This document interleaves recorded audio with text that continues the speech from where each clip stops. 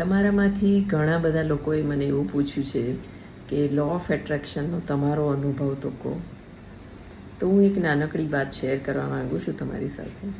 એ ઘણા ટાઈમથી મને એવું હતું કે હું ભગવાનના નામ સાથે જોડું, કારણ કે નામનો મહિમા બહુ બધી વિડીયોઝમાં મેં સાંભળ્યો હતો, પ્લસ ઘણા બધા મહારાજ સાથે પણ મેં આ વાત સાંભળી હતી. પણ મને એમ થાય કે હું કયું નામ લખું, કયું નામ વાંચું, કયું નામ બોલું. માળા કરું, એક કે બે કરું અને એને છોડી દેવાનું મન થાય, બગાસ આવવા માંડે. એક્ઝેક્ટલી એવી જ રીતે કંઈ પણ કાર્ય કરતાં કરતાં મેં નામ લેવાનું ચાલુ કર્યું, પણ એ પણ થોડોક સમય લઉં અને પછી ભૂલી જાઉં, બીજી વાતમાં પડી જાઉં. એક દિવસ હું સાંઈ મંદિર ગઈ હતી અને સાંઈ મંદિરમાં સાંઈબાબાના વ્રતની ચોપડીઓ તો હોય જ છે, એની સાથે મને રામ નામની લખવાની ચોપડી મળી. અને હતી તો ત્યાં ઘણી બધી, પણ મેં એમાંથી 2 ઉઠાવી અને બાજુમાં લાલ પેન પણ હતી, એ પણ મેં 2 ઉઠાવી. એટલે મેં ઘણા ટાઈમથી હું એટ્રેક્ટ કરવા જતી હતી કે હું કયા નામનો સહારો લઉં. તો મને એ ચોપડી રામ નામની ત્યાંથી મળી અને એ મારો અનુભવ છે કે જે વસ્તુ હું વિચારતી હતી, મને જ ખબર નથી કે હું કોની સાથે જોડાઈશ અને હું આવી રીતે જોડાઈ ગઈ. અને પછી મેં એ જ વસ્તુ આગળ ફેલાવવાનું નક્કી કર્યું. તો ચલો તમને બતાવું કે મેં શું કર્યું આગળ. મને જે ચોપડી મળી હતી રામ નામની, એ આવી જ હતી અને એની પાછળ એડ્રેસ હતું, ફોન નંબર હતો કે જો વધુ આ ચોપડીઓ જોઈતી હોય તો અહીંયાથી તમે મંગાવી શકો. અને મેં એક્ઝેક્ટલી એવું જ કર્યું કે મેં આ મોટો બોક્સ રામ નામની બુક્સનો મંગાવ્યો અને મારી ઈચ્છા થઈ કે હું રામ નામ સાથે અનેક લોકોને જોડું. એકચ્યુઅલી આની અંદર 500 પીસ નોટ જ છે, પણ પેકિંગ એટલું સરસ કરીને મોકલ્યું છે, પ્લસ 500 પેન છે.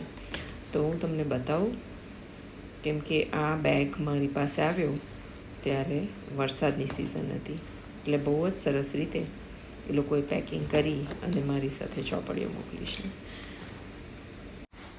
જેવો પ્લાસ્ટિકનો બેગ હટાવ્યો, એની અંદર કાગળનું મોટું પુઠ્ઠા જેવું હતું, જેને વ્રેપ કરેલું હતું. એ લોકોએ બહુ સારી રીતે એ લોકોએ મને મોકલ્યું નથી. એમણે મારી પાસે 1 રૂપિયો માંગ્યો પહેલાં. મેં બધું જ આ મટીરિયલ આવ્યા પછી એમણે મને બિલ મોકલ્યું અને મેં એને પે કર્યું છે. તો અહીં જો આવી રીતે પ્રોપરલી બધી રામ નામની બુક્સ આવી છે. 50-50ના બંડલ છે, એવી આ 3 છે, એટલે આ 150 છે. એવા બીજા પણ બંડલો છે. એટલે મેં એને પ્રોપરલી ચેક કરવા માટે પહેલાં ખોલ્યું હતું કે અંદર બુક્સની હાલત ખરાબ થઈ છે કે નહીં, પલળી છે કે નહીં, વળી ગઈ છે કે નહીં, વગેરે વગેરે વગેરે. પ્લસ સાથે જે પેન મંગાવી હતી એ પણ બહુ જ સારી ક્વોલિટીની મોકલી છે, એ પણ છે મારી પાસે. એ પણ ઇનફ અને જેટલી કીધી એ મોકલી હતી. અને આ એમણે એમના તરફથી મને ફ્રી મોકલ્યા છે ડિજિટલ કાઉન્ટર.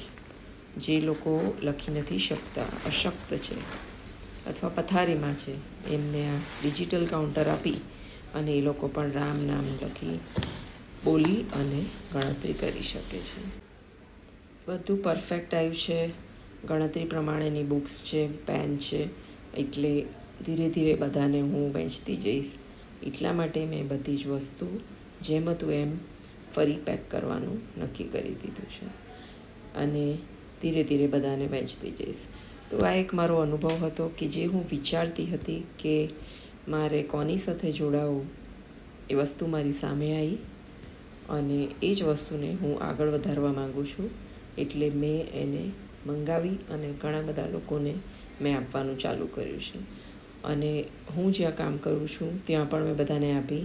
અને બધા જે લોકો મોબાઈલ જોતા હતા, તો બધા જ હવે ફ્રી ટાઈમમાં થોડો સમય કાઢી અને રામ નામ લખે છે.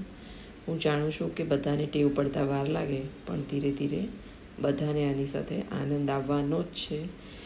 તો મારો અનુભવ તમને કેવો લાગ્યો ચોક્કસ જણાવજો.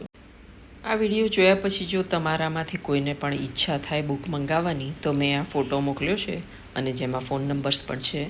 મેં બધી બુક સુરતથી મંગાવી છે. તમને જ્યાંથી મંગાવી હોય ત્યાંથી તમે મંગાવી શકો.